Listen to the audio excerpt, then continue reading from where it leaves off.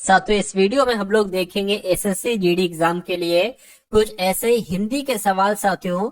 और हिंदी की अगर बात करें साथियों 20 क्वेश्चंस लिए हैं, और जो कट ऑफ की अगर बात करें कट ऑफ भी मैं आपको बताऊंगा। यानी कि 15 से 16 प्रश्न आपको बिल्कुल सही करने अगर आप फाइनल सिलेक्शन लेना चाहते हैं। तो आज की इस वीडियो के हिंदी के 20 सवालों में से 15 से 16 आपको सही करना है। जीके की अगर बात करते हैं, अगर करंट अफेयर की बात करें 20 सवाल होंगे और इसमें आपको साथियों 11 से 12 प्रश्नों को सही करना है। और अगर हम रीजनिंग की बात करते हैं साथियों, मान लीजिए अगर 10 सवाल रीजनिंग के हैं तो 10 में से 7 सवाल आपको सही करना है। और अगर मैथ के साथियों 10 सवाल है तो इन 10 सवालों में से तकरीबन 6 सवालों को आपको सही करना होगा। अगर ये स्कोर आपका रहता है तो मुझसे लिख के ले लीजिए कि आपका सिलेक्शन साथियों हो जाएगा। ठीक है ना। चलिए तो साथियों इसी क्रम में हम लोग शुरू करते हैं। और पहला सवाल है आपके स्क्रीन पर, दूसरों के लिए अपने सुखों का त्याग इसको क्या कहा जाता है साथियों? इसको आत्मोत्सर्ग कहा जाता है। ये एग्जाम में आपके सवाल पूछा जाएगा, आप लोग ध्यान रखेंगे। उसके बाद देखिए कहा जा रहा है साथियों कि किसी पर विजय पाने की इच्छा रखने वाले इस वाक्यांश के लिए एक शब्द क्या हो सकता है? तो इसको जिज्ञासु कहा जाता है। ये आपको एकदम घोल कर पी लेना है, ये सवाल आपसे पूछा जाएगा क्योंकि पिछली बार बहुत सारी शिफ्ट में ये सवाल पूछा गया था। उसके बाद देखिए नेक्स्ट नंबर का सवाल है, कह रहे कि सही वर्तनी मुझे बता दीजिए, कौन से शब्द की सही वर्तनी? उज्जवल ऐसे नहीं लिखा जाता है, ठीक है ना। अतिवृष्टि की अगर बात करें ऐसे नहीं, वृष्टिपात ऐसे नहीं लिखा जाता है, ठीक है ना। अगर यहाँ पर बात करते हैं साथियों 2 बार जा आता है, दोनों बार आधा जा आता है, उज्जवल कुछ ऐसे लिखा जाता है, लेकिन यहाँ पर भी सही नहीं लिखा हुआ है। तो मैं कहूंगा साथियों कि मुझे तो यहाँ पर कोई भी वर्तनी शुद्ध नहीं लग रही है। खैर अगला स्टेप देखेंगे, अगला प्रश्न देखेंगे। कह रहे हैं कि कौन सा विलोम युग्म सुमेलित नहीं है? तो कौन सा विलोम युग्म साथियों सुमेलित नहीं? देखिए अगर बात करते हैं, देखिए अवनत का विलोम उन्नत होता है, ये तो विलोम युग्म सही है। आकाम का विलोम क्या होता है? सकाम होता है, ये भी सही है। अधम की अगर उत्तम की बात करें तो अधम का विलोम उत्तम होता है। लेकिन अगर बात करते हैं अंगीकार का मतलब क्या होता है? अंगीकार का मतलब तो स्वीकारना होता है, ये तो पर्यायवाची है, ये साथियों विलोम थोड़ी ना है। तो मैं कहूंगा ये वाला विलोम युग्म सुमेलित नहीं है। अब नहीं है तो यही आपका राइट आंसर हो जाएगा। उसके बाद देखिए कहा जा रहा है कि अच्छे लड़के परिश्रमी होती हैं। अब यहाँ पर होती है थोड़ी ना आना चाहिए, क्या होता है? अच्छे लड़के परिश्रमी होते हैं, ये होना चाहिए। और ऐसा कहां पर लिखा हुआ है? ऐसा साथियों ऑप्शन नंबर सी में लिखा हुआ है, तो ये आपका बिल्कुल करेक्ट आंसर हो जाएगा। अगला सवाल देखिए, कह के अंधेर करना, इस मुहावरे का मतलब क्या हो सकता है? अन्याय करना होगा, या अंधेरा करना होगा, घमंड करना होगा, या भ्रष्टाचार करना होगा। तो आप लोग याद रखेंगे अंधेर करने का मतलब होता है साथियों अन्याय करना। अगला सवाल आपकी स्क्रीन पर है। फाइनल सिलेक्शन के लिए मैं लेकर आ चुका हूँ आपके सामने एसएसजीडी का एक ऐसा प्रैक्टिस सेट मेरे दोस्त जो रोजाना आपको रात को 8 बजे देखने को मिलता है। इससे पहले एक बुक की बात कर लेते हैं। एसएसजीडी की आपकी एक नई बुक लॉन्च हुई है मेरे दोस्त, जिसमें न्यू पैटर्न आधार पर 2025 के आधार पर पूरा सिलेबस होगा ऑल एग्जाम क्लास के ऊपर, ठीक है ना। कैसे लेना है वो सारी चीजें इसमें मैं बताने वाला हूँ। पहले आप देखिए मेरे दोस्त, आपको मैं बता दूं इसमें प्रैक्टिस सेट में आपको मेरे मित्र मात्र 49 रुपए में आपको 15 प्रैक्टिस सेट मिलने वाले हैं। इसमें मात्र 49 रुपए में जिस पीडीएफ आप जो बुक लोगे आप 200 रुपए पड़ेगी, वही मात्र आप व्हाट्सएप नंबर आपको दिया है, इस पे मैसेज कर दीजिए, इस बुक की पूरी पीडीएफ आपको मिल जाएगी। तो अब देखिए कह कि तुरंगी का समानार्थी शब्द इसमें से क्या हो सकता है? तो तुरंगी शब्द की अगर बात करें ये साथियों, इसका समानार्थी शब्द हो जाएगा घुड़सवार। क्या? घुड़सवार। घुड़सवार हो जाएगा साथियों, ये आपको मालूम होना चाहिए। अगला सवाल देखिए करके परिवर्तन पृथ्वी का नियम है, या संस्कृति का नियम है, या जगत का नियम है, या प्रकृति का नियम है? तो साथियों प्रकृति यहाँ पर शब्द आना चाहिए, परिवर्तन प्रकृति का नियम है। उसके बाद देखिए करके वहां मुझे अनंत काल से नहीं मिला। क्या? वहां मुझे अनंत काल से साथियों नहीं मिला। यहां पर अगर बात करते हैं एक रेखांकित शब्द है, ठीक है। तो अनंत काल की जगह पर क्या आना चाहिए? चिरकाल से, प्राचीन काल से, पुरातन काल से। तो मैं कहूंगा वहां मुझे चिरकाल से नहीं मिला, ये होना चाहिए, अनंत काल नहीं होना चाहिए। अगला सवाल है करके दोपहर के बाद के समय को साथियों क्या कहा जाता है? तो दोपहर के बाद के समय को क्या कहा जाता है? अपराह्न कहा जाता है। क्या? अपराह्न कहा जाता है साथियों। राइट आंसर आपका ऑप्शन नंबर ए हो जाएगा। साथियों आप अपने क्वेश्चंस को यहाँ पर काउंट करते रहिएगा कि कितने क्वेश्चंस आपके सही हुए और कितने क्वेश्चंस आपके गलत हुए। ठीक है, कह रही कि जिसकी जीविका निश्चित ना हो उसके लिए एक शब्द क्या हो सकता है, तो उसको साथियों उसकी एक तरीके से आकाशवृत्ति हम कह सकते हैं। क्या? जिसकी जीविका निश्चित ना हो तो उसको आकाशवृत्ति कहा जा सकता है। अगले नंबर का सवाल कह रहे कि असली भैंस का दूध बहुत मीठा होता है, तो यहाँ पर अगर बात करें असली भैंस का दूध, इसकी जगह पर क्या आना चाहिए? भैंस का असली दूध या गाय का दूध या भैंस का दूध? तो मैं कहूंगा भैंस का असली दूध होना चाहिए, ना कि असली भैंस का दूध होना चाहिए। तो इस प्रकार जिनका भी आंसर है ऑप्शन नंबर ए है बिल्कुल करेक्ट हो जाएगा। अगला सवाल आपकी स्क्रीन पर है, कह रहे कि उग्र का विलोम क्या होगा? तो उग्र का विलोम साथियों क्या होता है? उग्र का विलोम सौम्य होता है, इसलिए सही जवाब जिनका भी ऑप्शन नंबर बी तो बिल्कुल करेक्ट है। साथियों अगर आपने इस वीडियो को अभी तक लाइक नहीं किया तो वीडियो को तो लाइक कर दीजिए, और चैनल पर अगर नए हैं तो चैनल को भी साथियों सब्सक्राइब कर लीजिए। उसके अलावा साथियों अगर बात करें अपना ये जो चैनल है जिसका नाम है टारगेट सिलेक्शन, क्या साथियों? टारगेट सिलेक्शन इस चैनल का नाम है, इसको आप लोग क्या कर लीजिए साथियों? सब्सक्राइब कर लीजिए, क्योंकि अगर आप साथियों सब्सक्राइब कर लेते हैं तो मेरा मानना है कि एग्जाम आपका बहुत आराम से क्रैक हो जाएगा। यानी कि इस चैनल के माध्यम से साथियों तैयारी आपकी ऐसे ही करवा दूंगा कि आपका एग्जाम जो है वो पेपर आपका साथियों क्या हो जाएगा? बहुत आराम से पास हो जाएगा। तो अपना एक ये चैनल है, उसके अलावा साथियों एक अपना चैनल है एग्जाम फतेह। क्या? एग्जाम फतेह भी साथियों अपना एक चैनल है। चलिए अब बात करते हैं अगले नंबर के सवाल की। कहा जा रहा है कि सही वर्तनी वाला शब्द कौन सा, यानी कि आपको बताना है कि अद्वितीय कैसे लिखा जाता है। जैसे ऑप्शन नंबर ए में है नहीं, बी में है नहीं, सी में है नहीं साथियों, जैसे ऑप्शन नंबर डी में है ऐसे लिखा जाता है अद्वितीय। अगला सवाल है, कह रहे कि जिस पर विश्वास किया जा सके उसके लिए एक शब्द क्या होगा? तो उसको विश्वस्त कहा जाता है। क्या कहा जाता है साथियों? जिस पर विश्वास किया जा सके उसके लिए एक शब्द क्या होगा? उसके लिए एक शब्द साथियों विश्वस्त हो जाएगा, ये आप सभी लोगों को मालूम होना चाहिए। अगला सवाल है, कह रहे कि सही वर्तनी मुझे बताइए कालिदास कैसे लिखा जाता है? तो कालिदास जैसे ऑप्शन नंबर ए में लिखा हुआ है ऐसे लिखा जाता है। कहने के राजा का समानार्थी शब्द क्या हो सकता है? तो राजा को रत्नाकर कहा जाएगा, मयंक कहा जाएगा, मुकुंद कहा जाएगा या महीप कहा जाएगा? तो मैं कहूंगा राजा का समानार्थी शब्द साथियों महीप हो जाएगा। क्या हो जाएगा? महीप हो जाएगा। उसके बाद देखिए कहा जा रहा है यहाँ पर कि ठंडी हवा, क्या? ठंडी हवा रेखांकित, ठंडी हवा अच्छी लगती है रेखांकित शब्द का पर्यायवाची बताए, यानी कि हवा का पर्यायवाची यहाँ पर आपसे पूछा जा रहा है। तो मातंग कहेंगे हवा को, क्या हवा को आवाज कह सकते हैं, अनल कह सकते हैं, अनिल कह सकते हैं? साथियों अनिल का मतलब होता है वायु, अनिल का मतलब होता है हवा। तो कुल मिला के आपका राइट आंसर है अगर है ऑप्शन नंबर डी के साथ तो बिल्कुल करेक्ट हो जाएगा। अगला सवाल कह रहे रोहन को डर है कि मोहन इतना काम कर सकेगा। रोहन को शंका है, आशंका है या साथियों भय है? तो यहाँ पर शंका शब्द आना चाहिए। क्या?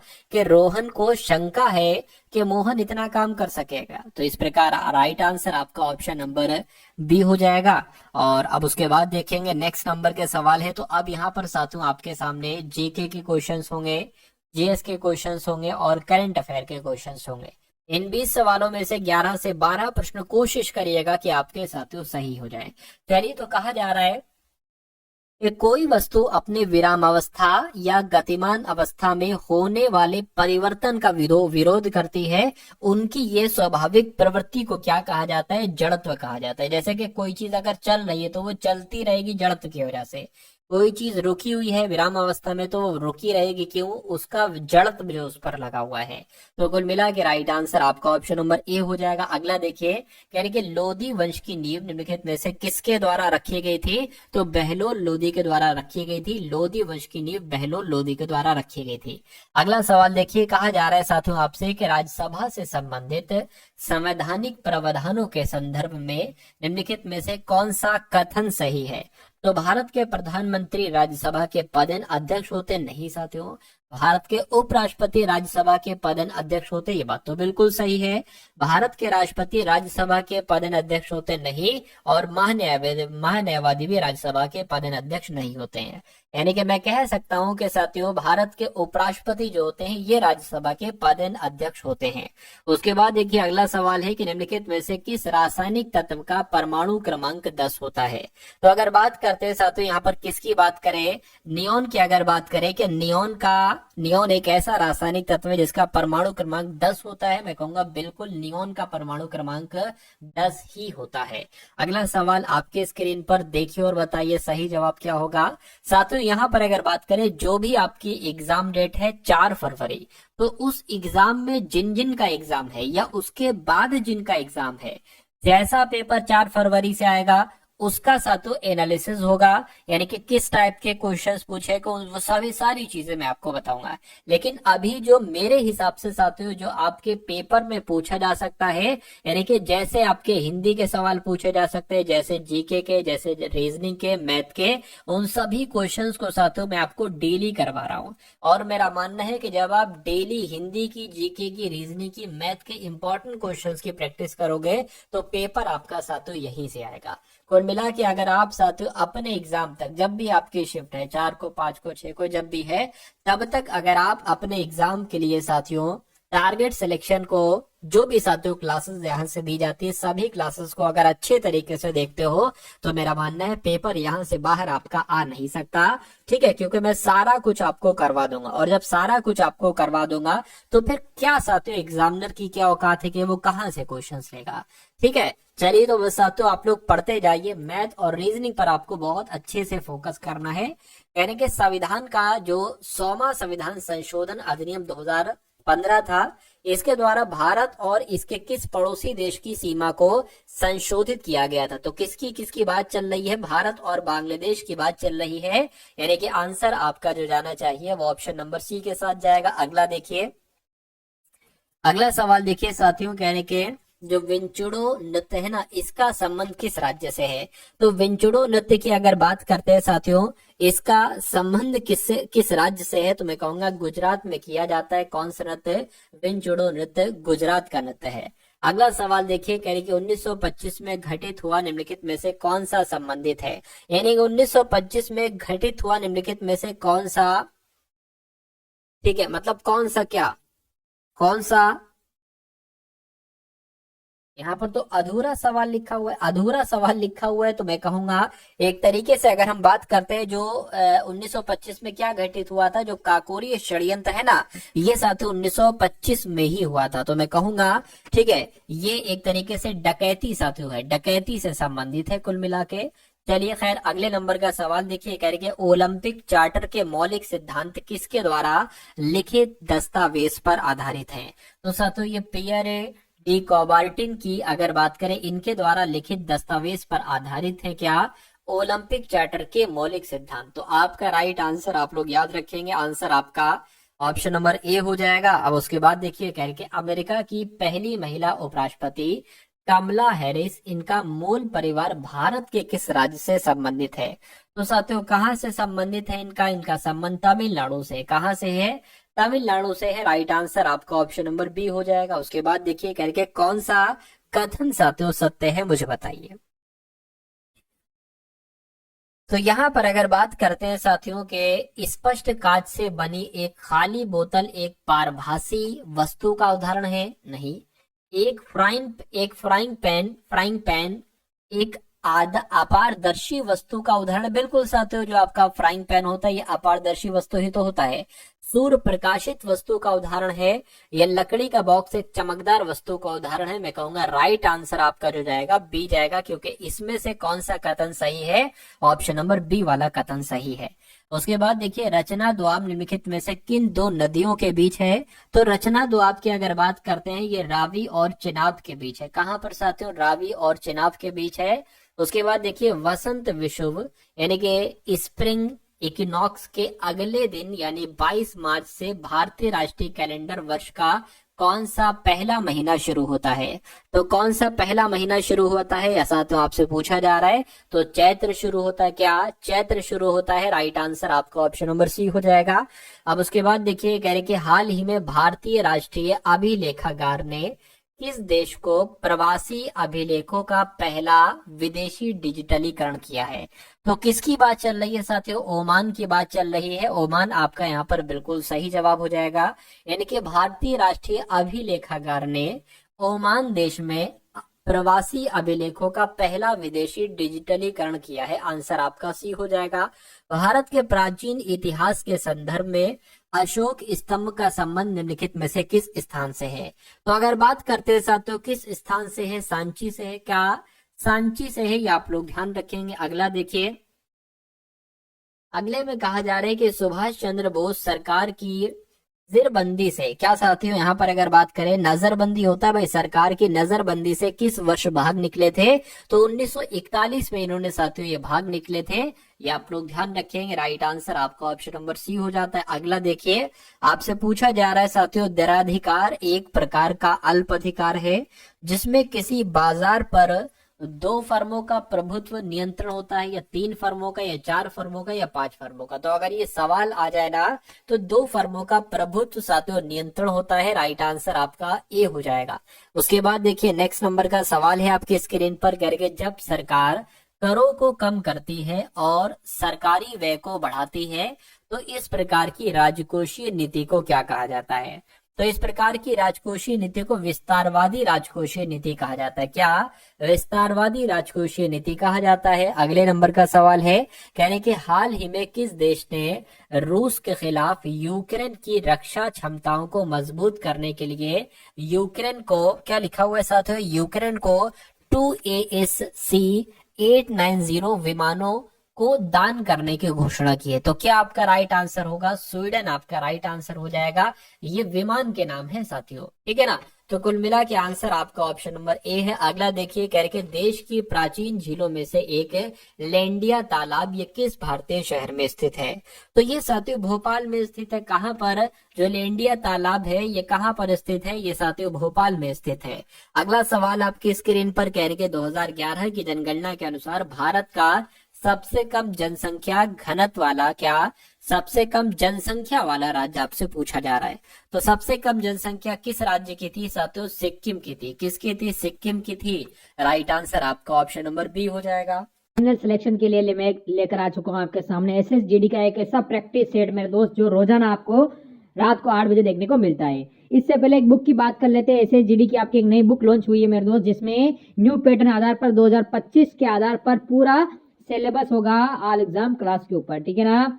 कैसे लेना है वो सारी चीजें इसमें मैं बताने वाला हूँ। पहला आप देखिए मेरे दोस्त, आपको मैं बता दूं, इसमें प्रैक्टिस सेट में आपको मेरे मित्र मात्र 49 रुपए में आपको 15 प्रैक्टिस सेट मिलने वाला है। इसमें मात्र 49 रुपए में जिस पीडीएफ आप जो बुक लोगे आप 200 रुपए पड़ेगी, वही मात्र आप व्हाट्सएप नंबर आपको दिया है, इस पर मैसेज कर दीजिए, इस बुक की पूरी पीडीएफ आपको मिल जाएगी। तो अब उसके बाद देखिए साथियों यहाँ पर रीजनिंग के आपके सामने क्वेश्चन शुरू हो चुके हैं। तो रीजनिंग के क्वेश्चंस होंगे और साथियों मैथ के क्वेश्चंस होंगे।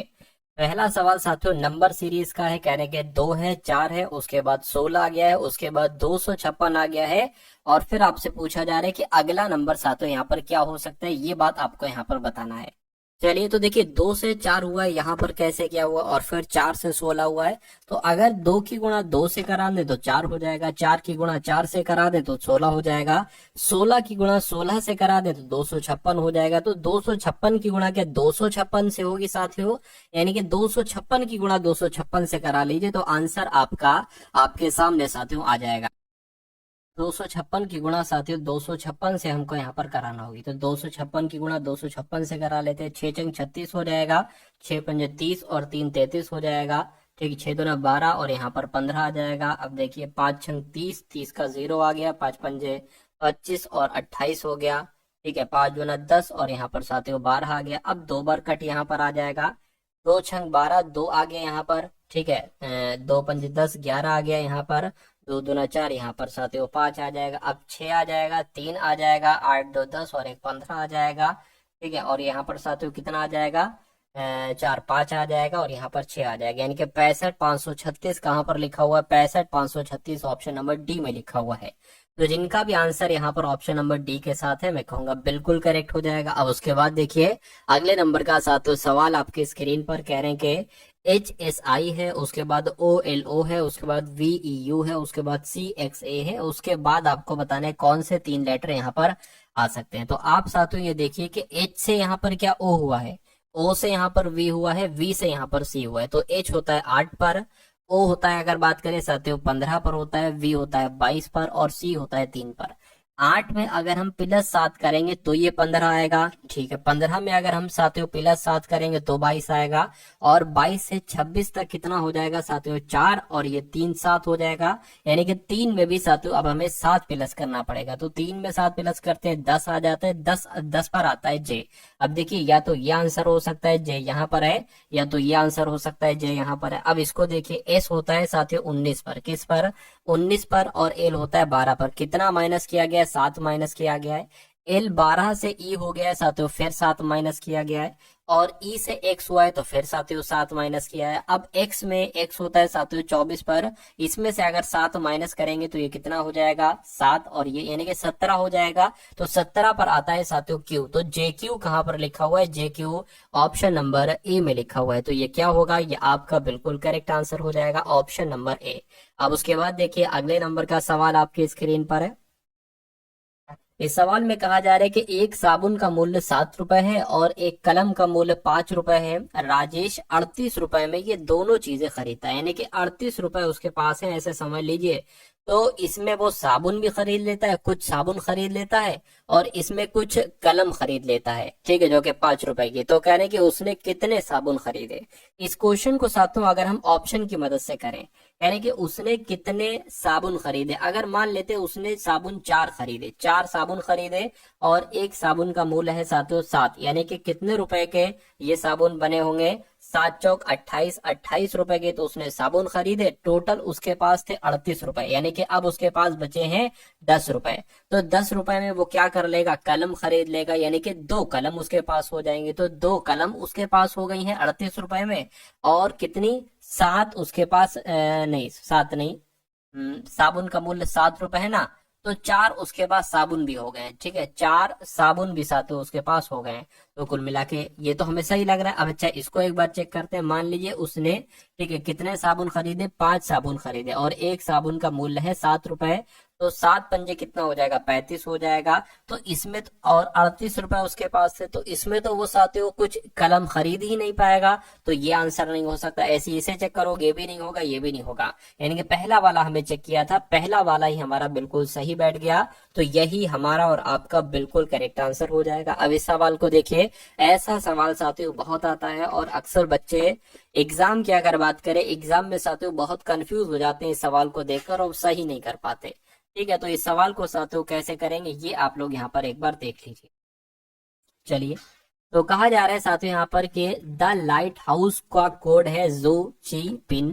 तो उसके बाद हाउस इज बिंग का कोड है एम मो टिम जू, और द बिग गार्डन का कोड है रिज टिम पिन, ठीक है। तो आपको बताना है लाइट का कोड क्या हो सकता है। क्या साथियों, लाइट का कोड यहाँ पर आपको बताना है। अब आप देखिए लाइट कहाँ पर लिखा है, लाइट तो एक तो यहाँ पर लिखा हुआ है, ठीक है, और लाइट कहाँ पर लिखा हुआ है, और लाइट कहीं पर नहीं लिखा हुआ है। यानी कि लाइट का कोड या तो हो सकता हो जू हो, या हो सकता हो ची हो सकता हो या तो पिन हो। अब लाइट का कोड आप कैसे निकालेंगे, आपको पहले दा का कोड मालूम होना चाहिए, और हाउस का कोड मालूम होना चाहिए, और दा और हाउस का कोड इसमें से कट कर देना, जो बचेगा वही लाइट का कोड हो जाएगा।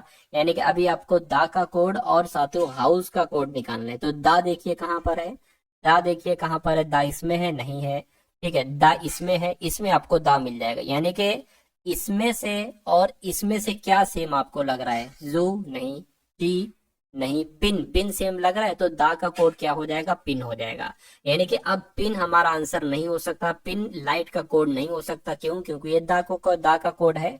अब हाउस का कोड निकाल लीजिए, हाउस का कोड इसमें भी है और इसमें भी है, तो क्या आपको सेम लग रहा है, ठीक है, जू, ठीक है, जू लग रहा है ना, तो जू भी साथियों नहीं हो सकता आंसर। क्यों, क्योंकि जू जो होगा वो जू आपका हाउस का कोड हो जाएगा। तो अब बचा क्या साथियों, CHI बचा, यानी कि ये आपका लाइट का कोड हो जाएगा, और यही आपसे पूछा गया था। तो कुल मिला के CHI कहाँ पर लिखा हुआ है, तो ये ऑप्शन नंबर ए में लिखा हुआ है। तो ऐसे आपको करना होंगे ये साथियों ये सारे सवाल, ठीक है। अब उसके बाद देख लेंगे नेक्स्ट नंबर का सवाल है आपके स्क्रीन पर, देखिए साथियों, यानी कि निमेश मेघना का इकलौता भाई है। तो जो निमेश है ना, निमेश, ठीक है, निमेश की अगर बात करते हैं साथियों, ये मेघना का इकलौता भाई है, ठीक है। तो हम यहाँ पर बना लेते हैं, ये आपका क्या हो जाएगा, ये निमेश हो जाएगा, ठीक है। निमेश जो है, निमेश ये मेघना का इकलौता, ठीक है, ये मेघना आपकी हो गई, ये मेघना हो गई, मेघना का इकलौता भाई है। करके सुरभि निमेश की बेटी है। तो जो सुरभि की अगर बात करते हैं, सुरभि कौन हो जाएगी, सुरभि निमेश की बेटिया हो जाएगी, बेटी हो जाएगी। मेघना और नेहा बहनें हैं, अच्छा अच्छा, मेघना और नेहा बहनें हैं, तो मान लेते हैं साथियों, मतलब एक ये हो गया, एक ये हो गया, एक इनकी बहन और है जिसका नाम क्या है, ठीक है, मेघना नेहा बहनें हैं, यानी कि नेहा बहनें हैं। तो नेहा बहनें हैं तो ये भी तो भाई होगा इसका, ठीक है, यानी कि निमेश भाई है किसका, नेहा का और मेघना का, यानी कि मणिकर्ण का बेटा है। अब मणिकर्ण का बेटा, अभी हमें नहीं पता है कि मणि कौन है, ठीक है, जो मेघना का पति, अच्छा मेघना का पति कौन है साथियों, ठीक है। अब देखिए, अब यहाँ पर जो आया है तो मेघना का पति मणि होगा या कर्ण होगा, जो का इस्तेमाल हमेशा दूसरे वाले के लिए होता है, पहला वाला ये है, दूसरा वाला ये है, तो कर्ण जो होगा ये मेघना का पति होगा, कर्ण जो होगा ये मेघना का पति हो जाएगा, ठीक है। अब देखिए मणि कर्ण का बेटा, यानी कि इन दोनों का बेटा कौन हो जाएगा, मणि हो जाएगा। तो ये दोनों पति पत्नी हो गए, कर्ण और मेघना, इनका बेटा हो गया मणि, और मेघना का बहन है नेहा, और मेघना का भाई है निमेश, निमेश की एक बेटी है सुरभि। तो कह रहे हैं कि मणि का सुरभि से क्या संबंध है, यानी कि मणि का सुरभि से क्या संबंध, सुरभि क्या कहेगी मणि को। तो देखिए ये एक तरीके से अपने पिता की बहन, ठीक है, पिता की बहन का बेटा ही तो होगा, तो मैं कहूंगा कहीं ना कहीं फुफेरा भाई ही तो होगा मणि सुरभि का। तो इस प्रकार जिनका भी आंसर ऑप्शन नंबर डी के साथ है उन सभी का आंसर बिल्कुल करेक्ट हो जाएगा। अगला सवाल देखिए जो कि आपकी स्क्रीन पर है साथियों, इस सवाल को देखिए और बताइए राइट आंसर क्या है। कहने के अब यहाँ पर कुछ दिक्कत है, यहाँ पर साथियों भाग का निशान होगा। यदि निम्नांकित व्यंजन में भाग के स्थान, भाग और यहाँ पर क्या आएगा माइनस, भाग और माइनस के स्थानों को आपस में बदल दिया जाए, ठीक है, और 2 और 4 के स्थानों को आपस में बदल दिया जाए, तो आपको इसको सॉल्व करना है, इनके 426 भाग 648 माइनस 312, इसको सॉल्व करना है। तो अब यहाँ पर क्या कर सकते हैं, एक तो जहां पर भाग है, ठीक है, पहले नंबर को लिख लो, 2 की जगह पर 4, 4 की जगह पर 2, तो यहाँ पर 4 है तो साथियों 2 आ जाएगा, यहाँ पर 2 है यहाँ पर 4 आ जाएगा, 6 का 6 रहेगा, ठीक है, 6 4 है तो यहाँ पर 2 आ जाएगा, 8 का 8 रहेगा, ठीक है, यहाँ पर 3 1 है लिख लीजिए, यहाँ पर 2 है तो 4 आ जाएगा। अब भाग का देखिए, भाग की जगह पर माइनस, माइनस की जगह पर भाग, तो यहाँ पर माइनस आ जाएगा, यहाँ पर साथियों भाग आ जाएगा। अब आपको इसको सिर्फ कैलकुलेट करना है और आपको आंसर साथियों बता देना है क्या आपका आंसर यहाँ पर हो सकता है।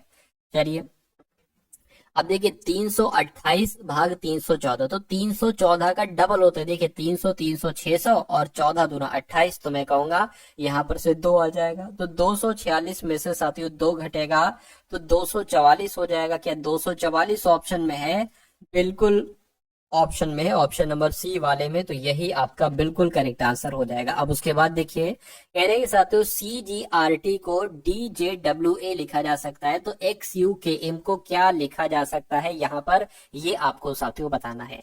चलिए तो अब यहाँ पर अगर हम लोग बात करें साथियों, कह रहे कि अब देखिए C 3 पर होता है, D हो गया है यानी कि 1 बढ़ाया गया है, G 7 पर होता है, J होता है यानी कि 3 बढ़ाया गया है, यानी कि 1 बढ़ाया गया 3 बढ़ाया गया, R से R 18 पर होता है, W 23 पर होता है यानी कि 5 बढ़ाया गया। अब T से A हो गया, ये क्या इसमें बढ़ाया गया है, अब देखिए ये 20 पर होता है और ये मैं कहूंगा 27 पर होता है, A वैसे तो 1 पर होता है लेकिन 26 के बाद तो 27 मान लेंगे, तो ये 7 बढ़ाया गया, ये हमारे लिए सही होगा। अब इसमें भी साथियों X के बाद क्या आता है, X के बाद Y आता है, Y आ जाएगा। U में 3 बढ़ाएंगे तो साथियों कितना आ जाएगा 24, 24 पर क्या आ जाएगा X आ जाएगा। K में 5 बढ़ाएंगे, K 11 पर होता है, 16 पर साथियों P होता है। M की बात करें साथियों, अब इसमें 7 बढ़ाएंगे, M होता है 13 पर, T आ जाएगा, यहाँ पर 20 वाला आ जाएगा। तो ये ऑप्शन साथियों कहाँ पर लिखा हुआ है, YXPT, ये कहाँ पर लिखा हुआ है साथियों, ऑप्शन नंबर डी वाले में लिखा हुआ है। तो जिनका भी आंसर ऑप्शन नंबर डी के साथ है, मैं कहूंगा आंसर आपका बिल्कुल करेक्ट हो जाएगा भाई, बहुत बढ़िया, वेरी गुड क्लास। अगला सवाल देखिए आपके स्क्रीन पर, कहा जा रहा है कि जैसे 132 से 502 बनाया गया है वैसे ही आपको साथियों 502 बनाया गया, वैसे ही आपको बताना है कि 2364 से क्या बनाया जा सकता है। देखिए और बताइए आखिर लॉजिक इसमें क्या लगा हुआ है, बताइए। अब देखिए अगर इनका गैप की अगर हम बात करें तो गैप की अगर हम बात करें, गैप क्या हो सकता है, गैप तो इसमें मेरे ख्याल से 300 के आसपास निकलेगा, लेकिन इसमें अगर गैप की बात करते हैं तो भाई ज्यादा ज्यादा कुछ नहीं 2600 हो जाएगा, लेकिन ऑप्शन में वैसा नहीं है, तो ये लॉजिक हमारा नहीं लग पाएगा। कुछ और लॉजिक की अगर बात करें, अच्छा एक चीज देखिए कि 1 3 2 टोटल मिला के 7 होता है। अच्छा इनका भी योग भी 7 होता है, यानी कि जब इनका योग देखा तो 7 आया, इनका योग देखा तो 7 आया। ऐसे ही 2 + 3 5, 5 और 6 11, 11 4 15, इनका योग 15 आया। क्या ऐसा तो नहीं कि कोई एक ऐसा ऑप्शन चूज करना है जिनके नंबर का योग यहाँ पर 15 हो? एक बार ट्राई कर लेते। 7 3 10 हो जाएगा और 5 15, ठीक है ये तो मिल रहा है 15। 7 4 11, ये तो फिर ज्यादा हो जाएगा, नहीं हो सकता, ये भी ज्यादा हो जाएगा और ये भी ज्यादा हो जाएगा, तो मैं कहूंगा 15 वाला यही लॉजिक हमारा लगेगा। 15 योगफल अगर इसका हुआ है तो इसका भी योगफल 15 ही होना चाहिए। उसके बाद देखिए साथियों, नेक्स्ट नंबर का सवाल आपकी स्क्रीन पर है। पूछा जा रहा है कि एएस के बाद सीक्यू, उसके बाद ईओ, उसके बाद आपको बताने कि अगला नंबर साथियों यहाँ पर क्या हो सकता है, मतलब अगले 2 लेटर यहाँ पर क्या आ सकते हैं, ये बात आपको बताना है। चलिए साथियों, आपको प्लेस वैल्यू की अगर बात करें, प्लेस वैल्यू बहुत जरूरी होना चाहिए। जैसे कि ए की बात करें तो 1 पर होता है, बी साथियों 2 पर होता है, पी 16 पर होता है, टी 20 पर होता है, ये सब आपको जेड तक मालूम होना चाहिए। ठीक है, चलिए तो यहाँ पर अगर बात करें ए 1 पर होता है, ठीक है, एस की बात करें 19 पर होता है, सी 3 पर होता है, क्यू 17 पर होता है, ई 5 पर होता है, ओ 15 पर होता है। अब देखिए 1 से 3 हुआ है, 3 से 5 हुआ है, तो मैं कहूंगा यहाँ पर 7 आ जाएगा, यानी कि जी। और ये 19 से 17 हुआ, 2 घटा है, फिर 2 घटा है, 15 हुआ, फिर 2 घटेगा तो एम आ जाएगा, यानी कि 13। तो जीएम आ जाएगा। जीएम कहाँ पर लिखा हुआ है? ऑप्शन नंबर डी में लिखा हुआ है। तो ये क्या होगा साथियों? ये आपका बिल्कुल करेक्ट आंसर हो जाएगा भाई, बहुत बढ़िया, वेरी गुड क्लास। चलिए अब उसके बाद देखिए नेक्स्ट नंबर का सवाल आपकी स्क्रीन पर है। कहा जा रहा है कि 3 6 18, तो 3 6 18 में साथियों जो लॉजिक लगा है वही लॉजिक आपको बताना है कि किस ऑप्शन में लग सकता है। क्या वही लॉजिक आपको बताना है साथियों किस ऑप्शन में लग सकता है? चलिए तो इसमें देखिए ऐसा तो नहीं इसकी गुणा 2 से कराई गई है और इसकी गुणा 3 से कराई गई है, ठीक है। तो एक ऐसा ऑप्शन निकालिए जिसमें पहले से दूसरे बनाने के लिए 2 से गुणा की गई है, ठीक है। अगर हम इसकी बात करें, देखिए 7 की गुणा 2 से कर लें, 14 की गुणा 3 से करेंगे, ठीक है। 14 42 आ रहा है, ठीक है। 7 दूना 14 आ रहा है, ये तो लग रहा है, ठीक है। उसके अलावा अगर 6 दूना 12, 12 3 36, इसमें भी वही लॉजिक लग रहा है, ठीक है। उसके अलावा अगर 9 दूना 18, 18 3 54, वही लॉजिक लगा। 18 दूना 16 और 16 16 16 32, 16 3 48, इसमें लॉजिक नहीं लग रहा है। ऐसा तो नहीं पूछा है।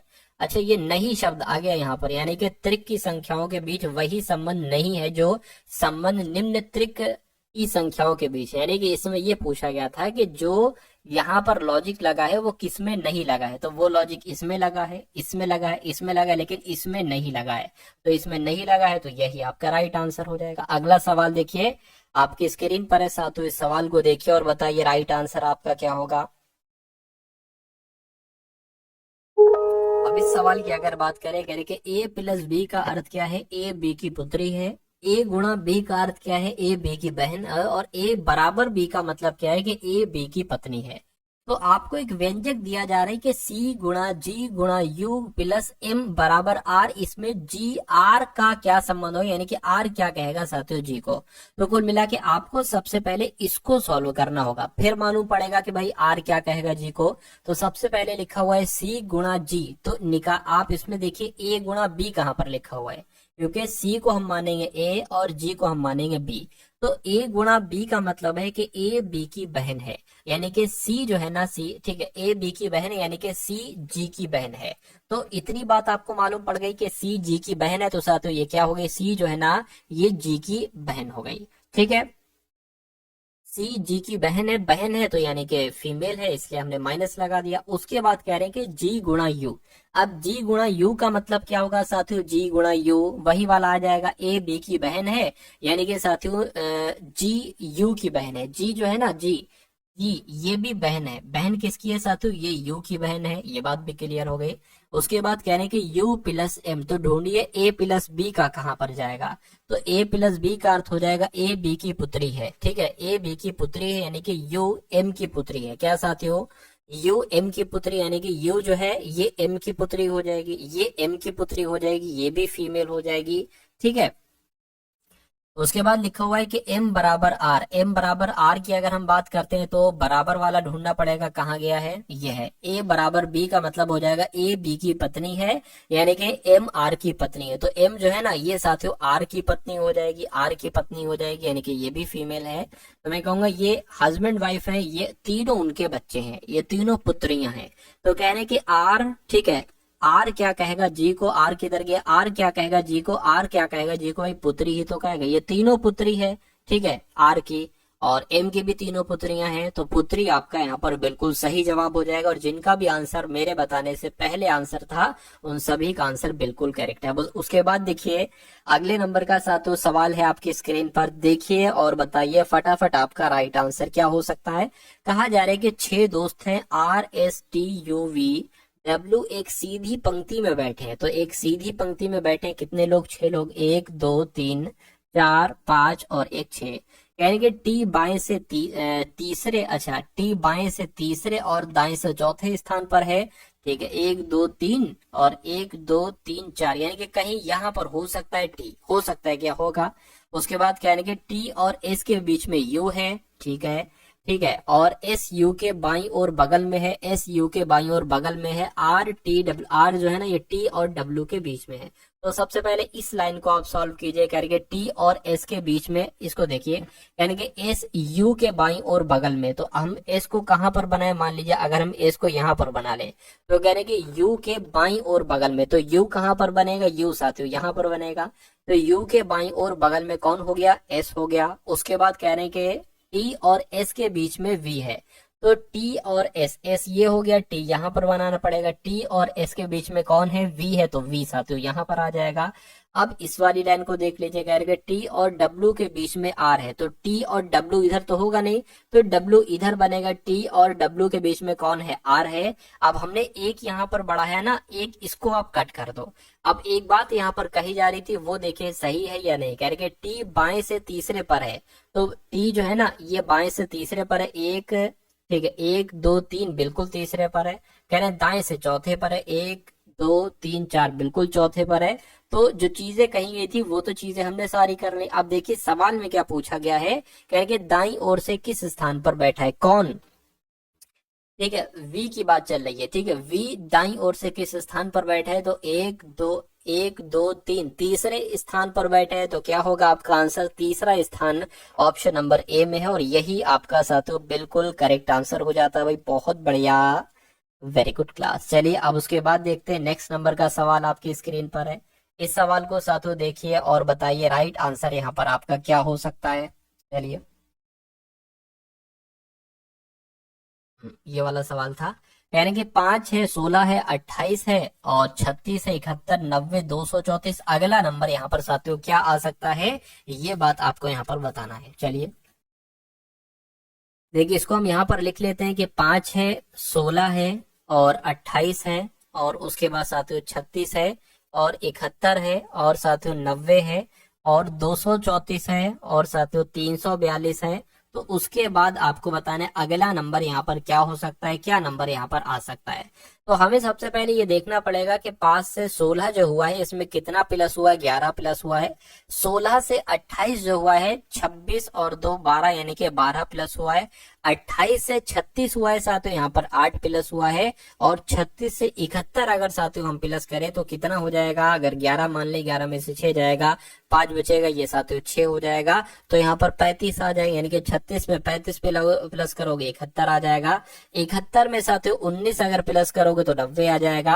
90 में कितना प्लस करें कि 234 आ जाए, तो घटाइए जरा, ठीक है, 4 आपका आ गया। और 23 में से 9 को अगर आप करोगे तो साथियों 14 यहाँ पर, यानी कि 90 में 144 प्लस करोगे तो 234 आ जाएगा। और 234 में अगर कितने प्लस करें, 342 आ जाए, तो 12 मान ले, 12 में से 4 गया, 8 बच जाएगा। ये आपका कितना हो जाएगा, 33 हो जाएगा। तो यहाँ पर कितना आ जाएगा, एक तरीके से 108 आ जाएगा। तो कुल मिला के 234 में 108 प्लस करने पर 342 आएगा। तो 342 में कितना प्लस करें कि हमें यहाँ पर वाला साथियों नंबर मिल जाए, बस इतनी सी बात आपको बताना है। अब देखिए क्या यहाँ पर साथियों एक तरीके से आंसर मिला, अभी तो नहीं मिला। अब एक लॉजिक के साथ यहाँ पर अगर बात करें, अब देखिए 11 से 12 हुआ है तो यहाँ पर मैं कहूंगा 1 बड़ा है। 12 से यहाँ पर 8 हो गया है तो ये साथियों 4 घटाया गया है। ठीक है, 8 से यहाँ पर 35 हुआ है। 8 से 35 कैसे हुआ है साथियों, यहाँ पर तकरीबन 27 को प्लस किया गया है। और 35 से 19 हो गया है तो कितना माइनस किया गया है, 35 से 19 जो आपका हुआ है यहाँ पर साथियों 16 आपका माइनस किया गया। अब आप यहाँ पर एक चीज देख रहे होगे, ये 2 का स्क्वायर, ये सॉरी ये 2 का स्क्वायर, ये 3 का क्यूब, 2 का स्क्वायर 3 का क्यूब 4 का स्क्वायर। अब यहाँ पर देखते हैं, ठीक 19 से 144 हुआ है तो कितना प्लस हुआ है, मैं कहूंगा 125। ठीक है, प्लस किया गया है। और 144 से 108 हो गया है तो यहाँ पर साथियों कितना घटाया गया है, 144 से 108 में साथियों 36 यहाँ पर घटाया गया। तो यहाँ पर कौन सा नंबर आ सकता है ये बात आपको बताने। देखिए ये 1 का क्यूब मान लेते, चलो ये 1 का क्यूब, ये 2 का स्क्वायर, ये 3 का क्यूब, ये 4 का स्क्वायर, ये 5 का क्यूब, ये 6 का स्क्वायर। तो यहाँ पर 7 नंबर आ जाएगा और क्यूब आ जाएगा। और 7 का क्यूब क्या होता है साथियों, देखिए 7 7 49 और 7 एक बार और गुणा करो, 7 3 आपका 63 हो जाएगा, 7 चौक 28, 28 यानी कि 343 यहाँ पर साथियों आ जाना है। 343 आ गए, यानी कि 343 की अगर बात करें साथियों यहाँ पर 343 आ जाएगा। अब कहने का मतलब ये 144 में 36 माइनस किया था तो 108 आ गया। 108 में 343 प्लस करेंगे तो हमें यहाँ पर वाला नंबर मिल जाएगा। तो 108 में साथियों एक बार 343 को प्लस करके देखिए, 11 हो गया, 5 हो गया, 4 हो गया, यानी कि यहाँ पर 451 आएगा। ठीक है, यानी कहने का मतलब है 234 में 108 प्लस किया था तो इतना आ गया। एक 342 में 451 अब अगर प्लस करेंगे तो कितना आएगा, इसको भी करके देख लीजिए। 451 और 342 कितना हो जाएगा साथियों, 3 और ये 9 और ये 7, यानी कि 793 आएगा। और 793 के ऑप्शन में कहीं पर है, देखिए बिल्कुल ऑप्शन में, ऑप्शन नंबर ए वाले में। तो जिनका आंसर मेरे आंसर से पहले आ गया था उन सभी का आंसर बिल्कुल करेक्ट है। अब उसके बाद देखिए अगले नंबर का सवाल है, कहा जा रहा है कि एक निश्चित कोड भाषा में, यानी कि कोडिंग डिकोडिंग का साथियों ये सवाल है। एक निश्चित कोड भाषा में TIKRI को 20181136 लिखा जाता है, तो BOARD को साथियों क्या लिखा जा सकता है, क्या आपका यहाँ पर राइट आंसर हो सकता है।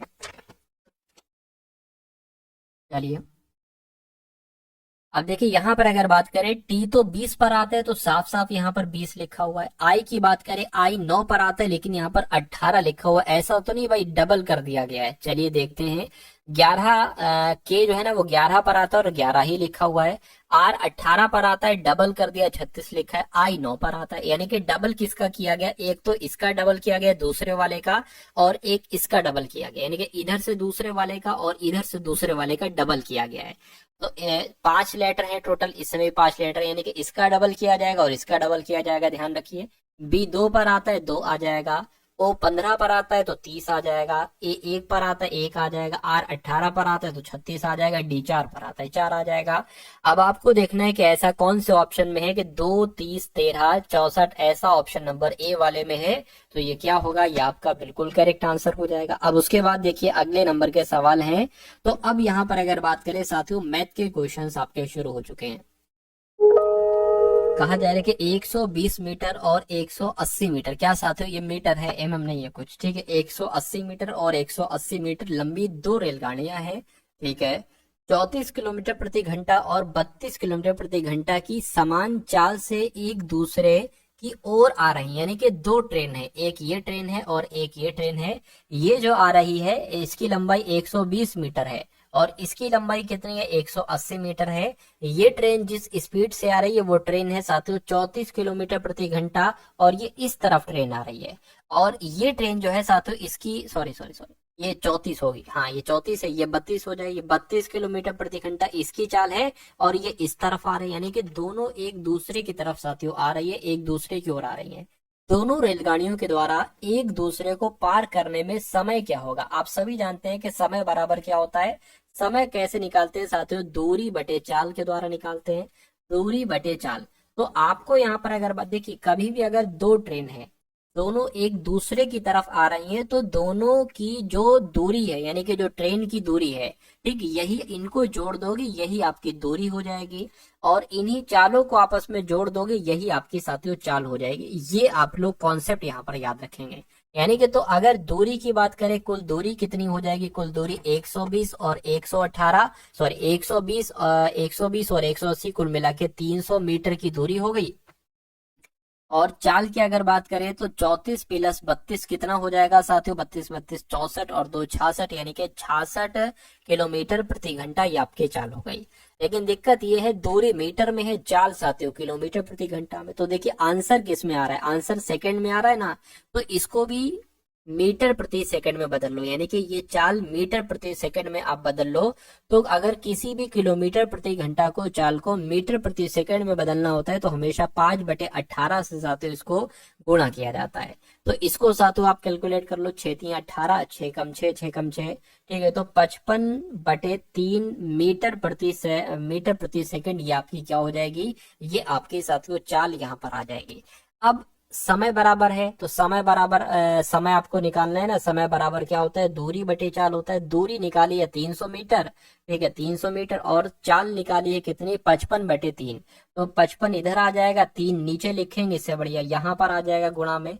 तो इसको अब आप कैलकुलेट कर लीजिए। देखिए इसको साथियों कैसे कैलकुलेट करोगे, 5 एकम 5, 5 एकम 5 और 5 छंग 30 और 0 लग गया और ये 3 आ गया, बराबर क्या आ गया, 180/11। ये आपका मीटर प्रति, ये आपका सेकंड निकल आएगा, ठीक। 180/11 कहीं पर लिखा हुआ है, बिल्कुल लिखा हुआ है 180/11 सेकंड समय लगेगा, ठीक है। तो कुल मिला के अगर ऐसा सवाल आता है, और ऐसा सवाल आता है, इसमें 4 अलग अलग चीजें होती हैं। एक तो ये ट्रेन की दोनों दूरियां अलग कर दी जाएंगी, चेंज कर दी जाएंगी, और चालों को अलग कर दिया जाएगा। बाकी सेम कॉन्सेप्ट रहेगा कि भाई एक ट्रेन इधर से आ रही है, एक ट्रेन इधर से आ रही है, इनकी आपको दूरी दे दी जाएगी, चाल दे दी जाएगी, समय पूछा जाएगा कि ये दोनों दोनों रेलगाड़ियों द्वारा एक दूसरे को पार करने में कितना समय लगेगा, ठीक है। अब उसके बाद देखिए नेक्स्ट नंबर का सवाल है आपकी स्क्रीन पर, कहने के रोहित और मनोज के पास कुल 1320 रुपए हैं। यदि रोहित की धनराशि का 10/21 मनोज की धनराशि के 5/7 के बराबर है। अब देखिए रोहित की अगर बात करते हैं तो यहाँ पर जैसा जैसा कहा जा रहा है वैसे वैसे हम कर लेते हैं। तो रोहित की धनराशि का 10/21, का मतलब होता है गुणा, तो गुणा लगा लिया, 10/21 लिखा है, 10/21 कर लिया।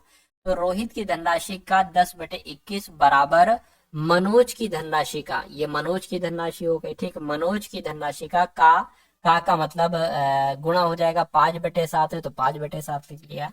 अब यहाँ पर साथियों हम रोहित और मनोज की राशियां निकाल सकते हैं कि कितनी कितनी धनराशि इन्होंने है, ठीक है। तो अब क्रॉस मल्टीप्लाई देखिए, ये आपकी कितनी आ गई, ये तो 5/7 है इधर, ये मनोज बस इधर आ गया है, बराबर लगाए तो 21 की गुणा 5 से हो गई, 21 की गुणा 5 से हो गई, और साथियों ये 10 है, इसकी गुणा 7 से हो जाएगी, ये आ गया, ठीक है। थोड़ा जितना कैलकुलेट हो सकता है वो कैलकुलेट कर लिए, 5 एकम 5, 5 दूना 10 हो जाएगा, यानी कि 21/14 आ जाएगी। तो रोहित और मनोज के पास कुल धनराशि इतनी थी, जिसमें से रोहित की धनराशि की अगर बात करें 21 है, तो मनोज की धनराशि 14 है। तो कहने के रोहित के पास कितनी धनराशि है, रोहित के पास, ठीक है, रोहित के पास कितनी धनराशि है, तो कुल धनराशि थी 1320, रोहित की धनराशि 21 है, और टोटल नीचे इन दोनों का योग आ जाएगा नीचे को, तो ये कितना हो जाएगा, 21 और 14, ये 5 हो गया, ये 3 हो गया। इसको कैलकुलेट करा लो, आपको रोहित के पास कितनी धनराशि है मालूम पड़ जाएगा, ठीक है। 7 या 21, 7 पंजे 35 हो जाएगा, 5 से कट करेंगे, 5 दूना 10, 3 इधर आ गया, 5 छंग 30, 2 इधर आ गया, 5 चौक 20, यानी कि 264 की गुणा 3 से करा लो, आपका आंसर आ जाएगा। 4 तियां 12 हो गया, 6 तियां 18 हो गया, 19, 3 दूना 6 हो गया 7, यानी कि 792 आपका राइट आंसर आ जाएगा। तो रोहित के पास कितनी धनराशि है, 792। अगर आपसे पूछा जाता है रोहित न पूछकर मनोज के पास कितनी धनराशि है, तो टोटल धनराशि कितनी है, 1320। मनोज की धनराशि कितने निकाली, मनोज की धनराशि 14 निकाली, तो 14 आ जाएगा, और नीचे इन दोनों का योग आएगा, इन दोनों का योग कितना था, 35 था। तो इसको कैलकुलेट कर लोगे, आपको मनोज की धनराशि मालूम पड़ जाएगी। उसके बाद देखिए नेक्स्ट नंबर का सवाल है आपकी स्क्रीन पर। इस सवाल को देखिए साथियों और बताइए आपका सही जवाब यहाँ पर किस ऑप्शन के साथ जा सकता है, क्या आपका राइट आंसर हो सकता है। कह रहे कि वह बड़ी से बड़ी संख्या ज्ञात कीजिए, क्या वो बड़ी से बड़ी संख्या ज्ञात कीजिए जिससे 265, 580, 825 को विभाजित करने पर प्रत्येक मामले में समान शेष बचे, यानी कि वो इसमें से कौन सी संख्या है। मान लीजिए 55 संख्या है कि अगर 55 से भाग करते हैं 265 को, तो और 580 से करते हैं तो 825 करते हैं तो विभाजित करने पर प्रत्येक मामले में समान शेष बचता है। ठीक है, तो अगर इस टाइप का सवाल है, ये तीन बड़े बड़े नंबर लिखे होंगे और सबसे बड़ी से बड़ी संख्या पूछी जाएगी, तो आपको इन तीनों नंबरों का इस्तेमाल करना होगा। पहले आपको साथियों क्या कराना होगा, ये तीन नंबर देखिए बढ़ते क्रम में है, देखिए 265 से 580, फिर 580 से 825, तो आपको 825 में से साथियों क्या 825 में से 580 घटाना होगा। ठीक है ना, और फिर उसके बाद 825 में से 580 घटा दिए, 265 फिर आपको घटाना होगा, और फिर 580 में से 265 घटाना होगा, 580 में से साथियों 265 घटाना होगा। यानी कि सबसे पहले बड़े में से ये दोनों नंबर घटाना होंगे, फिर जो दूसरे नंबर का बड़ा है उसमें से सबसे छोटा नंबर घटाना होगा। तो इसको अगर 825 में से, ठीक है, 825 में से 580 अगर आप घटाते हो तो कितना बचता है, ठीक है, 5 आ जाएगा, 5 में से 0 जाएगा, 5 आ जाएगा, और 2 में से 8 जा नहीं सकता, 12 में से जाएगा तो यहाँ पर 4 आ जाएगा, अब ये 7 हो जाएगा तो यहाँ पर 245 बच जाएगा। ये ट्रिक है ये करने की। और इसकी अगर बात करो 825 में से अगर 265 घटाओगे तो यहाँ पर 0, 6 और 5 घट जाएगा। 580 में से साथियों 265 घटाओगे तो 5 और 1 और 3 बच जाएगा। यानी कि अब आपके पास ये तीन नंबर आ चुके हैं। अब आपको क्या करना है, इन तीन नंबर का मासा ज्ञात कर लेना है। क्या ज्ञात कर लेना है, मासा ज्ञात कर लेना, वही आपका आंसर हो जाएगा बस। तो 245, 560 और साथियों 315 का क्या ज्ञात कर लीजिए, महत्तम समवर्तक ज्ञात कर लीजिए, HCF साथियों ज्ञात कर लीजिए। तो क्या इसको कौन से नंबर से साथियों ज्ञात करें, ठीक है, कि ये कट जाए, 2 से नहीं होगा, 3 से कट करेंगे, 3 से ये हो जाएगा, ये हो जाएगा, ये भी हो जाए, देखिए जरा 3 से भी नहीं हो पाएगा, 4 से, ठीक है, 4 से भी नहीं हो पाएगा, 5 से हो रहा है, 5 से कट कीजिए, 5 चौक आपका 20 हो जाएगा, ठीक है, 4 जाएगा 45, 5 3 45 हो गया, 5 एकम 5, 0 लग गया, ठीक है, सॉरी 0 नहीं लगेगा ऐसे, ठीक है, 5 एकम 5 हो गया, और यहाँ पर 1 चला जाएगा, 10 हो गया, 5 दूना 10 हो गया, 5 से कट करेंगे, 5 छंग 30 हो गया, ठीक है, 5 3 15 हो गया। अब किससे कटेगा, 7 से काट करिए, 7 से 49 हो गया, 7 नीम 63 हो गया, इसको अगर कट करें 7 एकम 7 हो गया, और 42 हो जाएगा, फिर ये 7 छंग आपका 42 हो गया। अब क्या 2 से 3 है, अब सब अलग अलग नंबर से कटेगा, ठीक है, तो मैं कहूंगा 5 गुणा 7 आ चुका है, यानी कि 5 गुणा 7 35 आ जाएगा, और 35 आपका क्या हो जाएगा, राइट आंसर हो जाएगा। यानी कि अगर ऐसा सवाल आता है कि तीन बड़ी बड़ी संख्याएं दे दी जाएं और कहा जाए कि इनको किस नंबर से विभाजित करने पर प्रत्येक मामले में समान शेष बचे, तो आपको सबसे पहले ये काम करना है कि जो सबसे बड़ा वाला होगा उस बड़े वाले में से दोनों छोटे नंबर को घटा लेना है, जो मैंने ये कराया। उसके बाद जो दूसरे नंबर की बड़ी संख्या उसमें से सबसे छोटी संख्या घटा लीजिए, जो नंबर आए उनका HCF ज्ञात करना है, LCM नहीं HCF ज्ञात करना है, फिर जो गुणा करने पर आएगा वही साथियों हमेशा समान शेष बचेगा, इसलिए राइट आंसर आपका ऑप्शन नंबर बी हो जाएगा। अब उसके बाद देखिए नेक्स्ट नंबर का सवाल है। अब इस सवाल को देखिए साथियों और फटाफट आप लोग यहाँ पर बता दीजिए करके, कोई तालाब है जिसकी, ठीक है, चौड़ाई वगैरह दे रखी है, लंबाई चौड़ाई वगैरह दे रखी है, यानी कि 50 मीटर लंबा है, 25 मीटर चौड़ा है और 4 मीटर गहरा है। ठीक है, तो तालाब की धारिता क्या है, देखिए कोई भी तालाब आ जाए, कोई टैंक आ जाए, कोई डब्बा आ जाए, और उस डब्बे की धारिता, उस डब्बे की लंबाई चौड़ाई ऊंचाई दे दी जाएगी आपको, और उस डब्बे की धारिता पूछी जा सकती है। तो तालाब की जगह पर कुछ हो सकता है, लंबाई कुछ हो सकती है। अगर ऐसा सवाल आता है तो आपको क्या करना है, कुछ नहीं साथियों, धारिता कैसे ज्ञात करते हैं ये मैं आपको बता देता हूँ। धारिता कैसे ज्ञात करेंगे साथियों, लंबाई गुणा चौड़ाई और गुणा गहराई कह लो या साथियों ऊंचाई कह लो। तो लंबाई कितनी है 50 और चौड़ाई कितनी है 25 और गहराई कितनी है साथियों 4। तो इनकी कैलकुलेशन करोगे ये 100 आ जाएगा, 50 आ जाएगा, तो धारिता कितनी निकलेगी साथियों 5000 निकलेगी, यानी कि 5000 आपकी धारिता निकलेगी। तो 5000 मीटर क्यूब आपका साथियों ये राइट आंसर हो जाएगा, जो कहां पर लिखा हुआ है, ऑप्शन नंबर डी में लिखा हुआ है। अब अगले नंबर का सवाल है आपकी स्क्रीन पर, इस सवाल को देखिए साथियों और फटाफट आप लोग बता दीजिए क्या कहा जा रहा है। करके एक धनराशि है 9% वार्षिक ब्याज दर पर, यानी कि R बराबर 9% है, दर से 6 वर्षों में, यानी कि T बराबर साथियों 6 वर्ष है, यानी कि साधारण ब्याज SI भी दे रखा है, साधारण ब्याज 5427 है। तो वो धनराशि ज्ञात कीजिए, यानी कि P का मान आपसे पूछा जा रहा है। तो साथियों एक तो P बराबर होता है, फॉर्मूला होता है मूलधन बराबर SI साधारण ब्याज गुणा 100 बटे R गुणा T। अब P आपको निकालना है तो साधारण ब्याज कितना दे रखा है 5427 दे रखा है, गुणा आपका 100 आ जाएगा, बटे में R कितना है तो 9 है, और समय कितना दे रखा है 6 वर्ष, तो ये 6 हो जाएगा। अब इसको आप कैलकुलेट कर लीजिए, देखिए 9 छंग आपका 54 हो जाएगा, ठीक है, 9 कम 9 9 अठारह 9 3 27 हो जाएगा।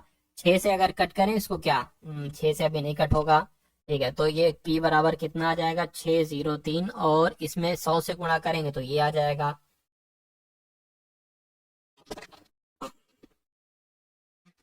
उसके बाद साथियों नीचे यहाँ पर 6 आ जाएगा। अब इसको आप कैलकुलेट कर सकते हो, 6 कम 6 हो गया, 0 लग गया, ठीक है, 0 लगेगा, 6 पंजे 30, क्योंकि 2 नंबर एक साथ कट करना इसलिए एक एक्स्ट्रा 0 लगेगा। तो मैं कहूंगा 10,050 कहाँ पर लिखा हुआ है, तो 10,050 ये आपकी धनराशि हो जाएगी। यानी कि अगर एक धनराशि पर 9% वार्षिक ब्याज दर से 6 वर्षों में कुल साधारण ब्याज 5427 है, तो वो धनराशि 10,050 रुपए होगी।